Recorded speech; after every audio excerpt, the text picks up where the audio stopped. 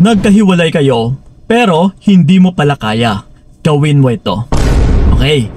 So ito mga utol, tuturuan ko kayo yung dapat ninyong gagawin once na hindi nyo pala kaya kung hinihiwalayan kayo ng mga partner ninyo. Or yung isa pa dito is kapag gusto nyo nang kumalas sa mga partner ninyo. Yes, gusto nyo nang kumalas pero hindi nyo pala kaya. Well, ito mga utol ha, wala tayong ibang tinutulungan dito kundi yung sarili mo.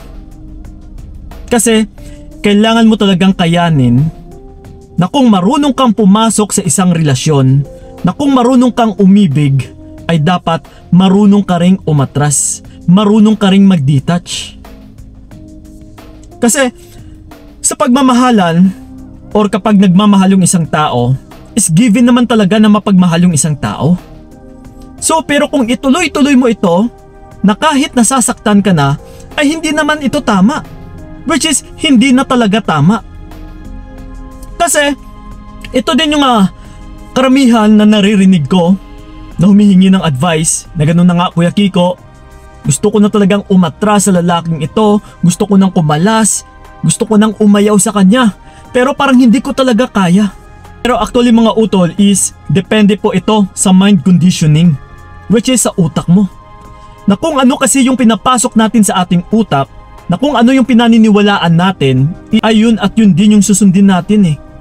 So ngayon kung naniniwala ka na magbago pa siya, na dahil mahal mo siya, ay hindi ka rin makakaalis sa sitwasyon na ito. Hindi ka makakalas. Pero kung yung mentalidad mo ngayon, isineset mo talaga sa iyong mindset na ayaw mo na sa taong ito, pero kung wala kang dahilan nung kung bakit ka umaayaw, ay talagang hindi ka rin makakaalis sa tao na yan. That's why wala tayong ibang gagawin dito utol, kundi kailangan mong alamin yung dahilan na kung bakit kailangan mong umatras sa taong yan. Like for example na lang ha, na isa ito sa nagpapakapit talaga sa isang babae na mas lalong hindi nakakayanan yung pag-atras or yung pagkalas. Na kapag iniisip pa ninyo yung mga magagandang alaala or yung mga magagandang kabutihan na pinapakita ng partner ninyo. Kasi ito mga utula, hindi na rin natin masasabi na natural or normal yung relationship ninyo kapag yung kabaitan is nababahiran ng kamalian or ng kabalastugan or ng panloloko. So hindi pa rin natin yan matatawag na normal. Na kung dati is okay siya and then ngayon is hindi.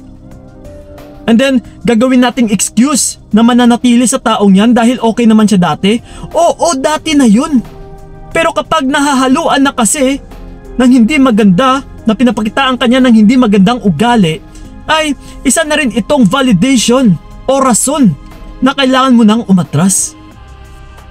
Kasi mas matatawag po natin yung isang relasyon na normal or nasa healthy relationship ka kapag puro kagandahang asal yung pinapakita ng partner mo. Yes, na hindi ka nabibigyan ng sakit sa ulo, na nabibigyan ka rin ng kapayapaan. So diyan natin pwedeng sabihin na magiging excuse na manatili ka sa taong yan. Pero kapag nababahidan kasi utol, palagi ka namang nasasaktan, huwag niyo pong gawing dahilan talaga na okay siya dati. Yung mga dati na ito ay tapos na yan, na kailangan mo munang iset aside. Dahil ito yung nagpapakapit sa mga kababaihan na kung minsan is naiisip nila na, Kuya Kiko, baka ginayuma ako. Pero yung hindi ninyo alam is kayo lang din yung nagpapagayuma sa isipan ninyo. Dahil sa iniisip mo na akala ninyo is magbabago siya. Yes, so yun po yung gayuma na dahil akala mo magbabago siya, then kaya nag-e-stay ka.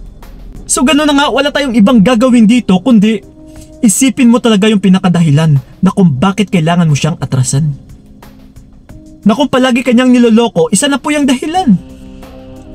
Na kung wala kang peace of mind sa taong yan is isa na pong dahilan. Then kapag binabaliwala ka naman niya is isa na rin po yung dahilan. Or kapag batugan o wala siyang trabaho na naghihintay lang ng rasyon mo, na naghihintay lang ng sustento mo, is isa na rin po yung dahilan. Which is mga red flags. Na hindi mo na kailangan bigyan pa ng excuses. So yun at yun ang kailangan mong isipin utol. Hindi na yung mga magagandang asal na pinakita niya sa'yo dati. Dati na yun. Okay? palagi po ninyong tandaan ito ha. Isipin nyo lang sa ngayon na kung ano yung magandang future na makukuha mo sa partner mo na yan. Kapag naiisip mo or kapag nabivisualize mo na parang wala kang magandang future, take note ha, magandang future sa partner mo na yan, then it's time na kailangan mo nang mag-decide. Kasi kung hihintayin mo pa yung partner mo na siya yung mag-decide, talagang hindi ka makakaalis sa situation na yan. So that's why utol, nasa sayo pa rin yung pinakasusi na ikaw dapat itong mag-decide. Walang magagawa yung isang lalaki or yung partner mo kapag ayaw mo na talaga. Kapag ayaw mo na talaga. Hindi yung kapag ayaw mo lang. Kailangan is ayaw mo talaga. Okay? So yun lang po mga utol, sana'y malinaw sa inyo or sana'y nakuha nyo yung punto ko. So yun lang po, and then sa mga gusto ko makausap one-on-one, puntahan nyo po yung aking FB page na Payong Kaibigan ni Kiko. PMs na kilang, so kita-kits tayo doon. So yun lang po mga utol, maraming salamat. So ingat kayo. God bless and babush! Hindi na lang ikaw ang aking ginusto. Binigay ko lahat para wala kang masama.